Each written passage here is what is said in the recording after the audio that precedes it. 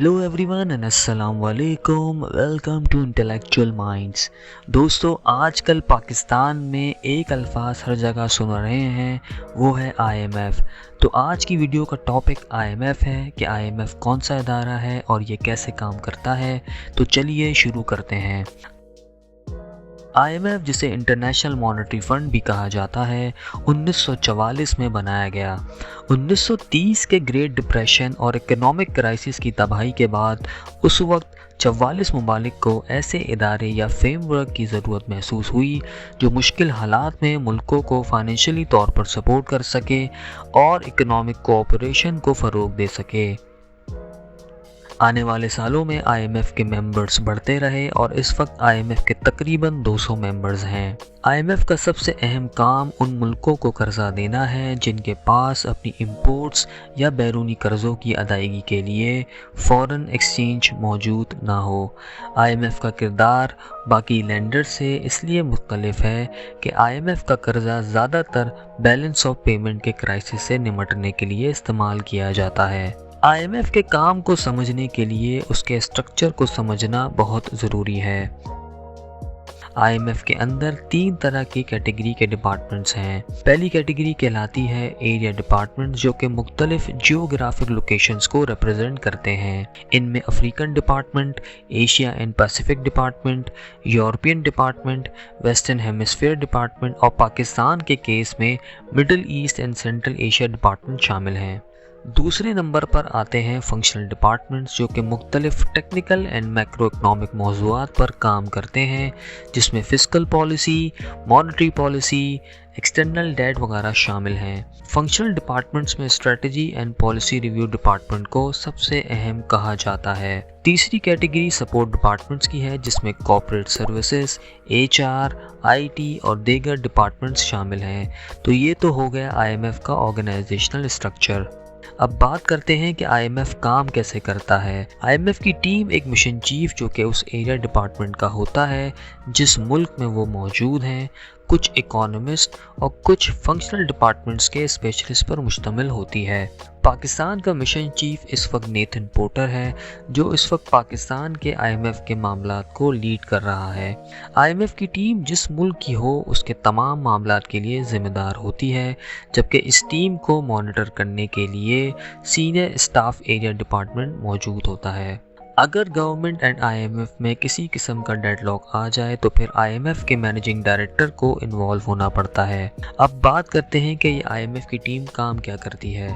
किसी भी रिव्यू में आईएमएफ की टीम 2 तरह के डॉक्यूमेंट्स पर काम करती है।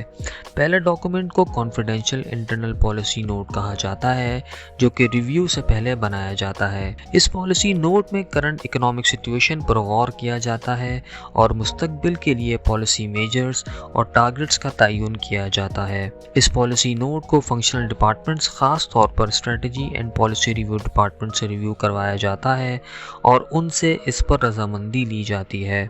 दूसरा डॉक्यूमेंट एक पब्लिक स्टाफ रिपोर्ट होती है, जो रिव्यू के बाद बनाई जाती है और आम आवाम के लिए आईएमएफ की वेबसाइट पर लगाई जाती है। ये दोनों डॉक्यूमेंट्स एरिया डिपार्टमेंट और स्ट्रेटजी एंड पॉलिसी डिपार्टमेंट वाले साइन करते हैं। आईएमएफ की टीम किसी भी रिव्यू से पहले पिछले रिव्यू की तफसीलात और उसके हवाले से करने वाले इक़दामात का जायज़ा लेती है। इसके अलावा IMF team economic growth, inflation, budget, current account deficit और कर्ज़ों की तफसीलात के हवाले से भी रिपोर्ट तैयार करती है, जिसे इकोनॉमिक्स में मैक्रो इकोनॉमिक फ्रेमवर्क कहा जाता है। आईएमएफ की टीम कुछ अहम सवालात और उनके जवाबात का जायज़ा लेती है, जिसमें किसी मुल्क में कर्ज़े की अदायगी किस तरह होगी और क्या उन अदायगियों के लिए फिस्कल या मॉनेटरी टाइटनिंग की ज़रूरत है। दूसरा, आने वाले 12 महीनों में इंपोर्ट्स और बैरूनी कर्ज़ों की अदायगी के लिए कितने मज़ीद कर्ज़े की ज़रूरत होगी।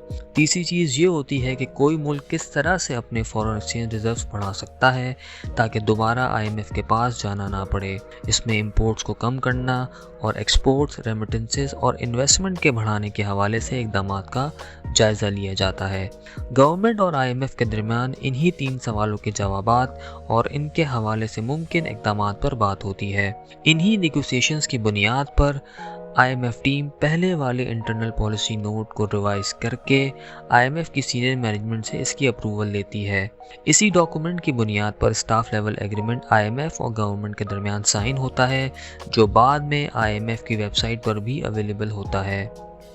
اسٹاف لیول ایگریمنٹ کے بعد IMF کی ٹیم اسٹاف رپورٹ تیار کرتی ہے اور فنکشنل ڈپارٹمنٹ خاص طور پر strategy and policy review department سے ریویو کرواتی ہے۔ یہی اسٹاف رپورٹ IMF کی بورڈ میٹنگ میں اپروو ہوتی ہے اور IMF کی ویب سائٹ پر پبلک کے لیے لگائی جاتی ہے۔ اس رپورٹ کے اپروو ہونے کے بعد ہی کسی ملک کو قرضے کی قسط ملتی ہے۔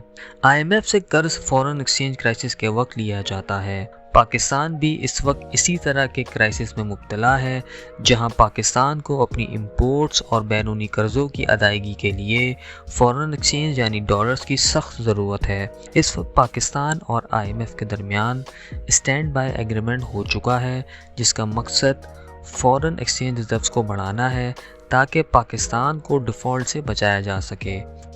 یاد رکھیے کہ یہ پاکستان کا IMF کے ساتھ 23واں پروگرام ہے، جس کی وجہ پاکستان کی اکانومی کے اسٹرکچرل ایشوز کا صحیح وقت پر حل نہ ہونا اور اکانومی کے حوالے سے غلط فیصلوں کا لیا جانا ہے۔